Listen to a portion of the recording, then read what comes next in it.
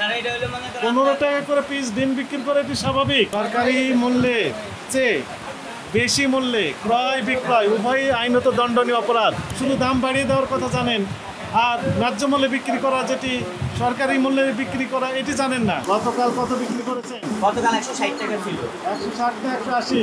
না 160 টাকা ছিল ডজন, আর 55 টাকা আলু বিক্রি করছিলাম। 180 টাকা ছিল নাকি? প্রতিটা ডিম কত করে বিক্রি করেছেন? এক ডিম 15 টাকা। একটা না একটা যারা কিনে নিত একটা ডিম আমরা 15 টাকা। না 13 টাকা। তারপরে যারা কিনে এদেরকে মানে 13 টাকা বিক্রি করতে 13 টাকা 14 টাকা দিত। 14 টাকা দিত। 13 14। আমাদের কাছে তথ্য আছে 15 টাকা পর্যন্ত নিয়েছেন। না আমাদের 15 টাকা নিয়েছেন। আজকে নিচ্ছেন হচ্ছে কত টাকা করে? আজকে 12 টাকা যে আমাদের 50 টাকা বলে আলু 12 টাকা 50 পয়সা। 12 টাকা থেকে 12 টাকা 50 পয়সা। তাহলে 150 টাকা ডজন নিচ্ছে। আপনি জানেন যে সরকার একটা মূল্য নির্ধারণ করে দিয়েছে? সরকারি মূল্যে চেয়ে বেশি মূল্যে ক্রয় বিক্রয় উভয়ই আইনত দণ্ডনীয় অপরাধ। এটি জানেন? জেনে শুনে কেন অপরাধে জড়িত হলেন? কত নির্ধারণ করছে? তারা আমাদের ভিতরে তো মানে কেন ওইখান থেকে 12 টাকা 10 পয়সা। সরকারি রেট কত জানেন কি সেটা? তেজগাঁও থেকে নিয়ে আসেন।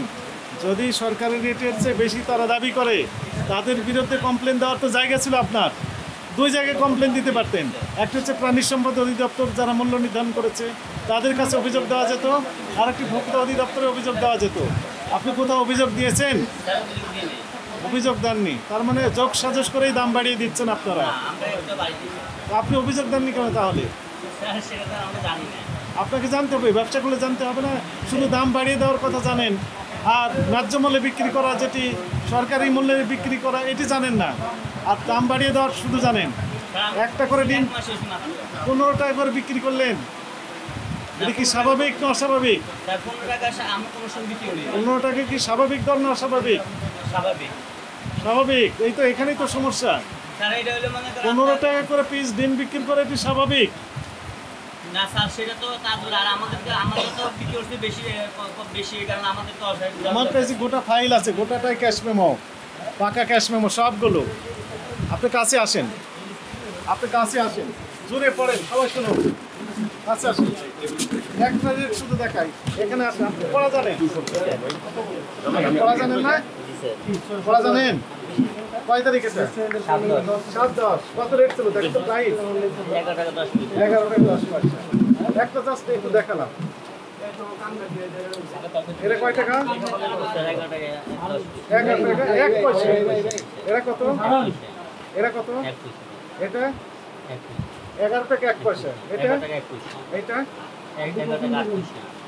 এবং বিক্রি করেন ক্যাশ মেমো দেন? হ্যাঁ আছে, ক্যাশ মেমো আছে। আছে ক্যাশ মেমো দেন? আমি মানে ক্রেতা, আমি যখন এক ডজন ডিম নিব, এক ডজন না, মনে করেন ওইটা অনেক দোকানদার, মুদি দোকানদার ইনার কাছ থেকে 100 200 500 ডিম কিনে নিয়ে যে বিক্রি করেন, ওনারা আবার উত্তরাধিকারে বাড়িয়ে দেন। ওনাকে ক্যাশ মেমো দেন? হ্যাঁ আছে স্যার, আছে। আমরা এটাও দেখব অবশ্যই 13 টাকা 50 পয়সা মালের রেট ছিল। তখন আমরা মনে করেন ঘুরতেছি, পট করে দেখি যে মাল অনেক দোকান বন্ধ, মাল নাই। তা আমরা কী করছি, আমরা মনে করেন দাঁড়িয়ে রয়েছি, পট করে দেখলাম 12 টাকা 50 পয়সা রেট আসছে। তো আমরা বললাম একটা মালে 1 টাকা কমে গেছে, এত টাকা হঠাৎ করে কয়টা? ওই যে কাপ্তান বাজারে সারা মনে রেট দিছিল, রেট দেওয়ার কারণে এই জন্য মালের রেট কমে গেছে। তাও 12 টাকা, তাও আমাদেরকে 10 পয়সা করে বেশি নিতেছে। রেট দিয়েছিলাম আমরা গাজী ফার্মের মল যে ফ্যাক্টরি, সেখানে আমরা রেট দিয়েছিলাম।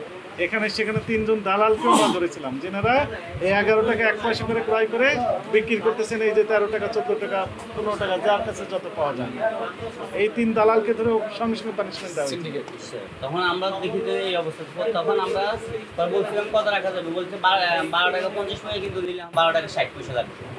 তা আমরা বলছি এটা একটু বেশি রেট হয়ে যেতেছে, আমরা সিন্ডিকেট করতেছেন, নির্দেশনা মাল করে নিলে না নিলে না, 60 কয় দিনের ঘটনা এটা? এটা 25 দিনের ঘটনা। আর আজকের কি ঘটনা? আজকে কিনেছেন? আজকে তো কিনে দিয়েছি। আজকে আরো তো কম দাম, আজকে তো আরো কম দাম। ওখানে তাহলে তো আজকে কম দাম হলে তো আজকে ডিমের দাম কম। পাশে আমরা দেখলাম ডিমের দাম জানেন না দাম।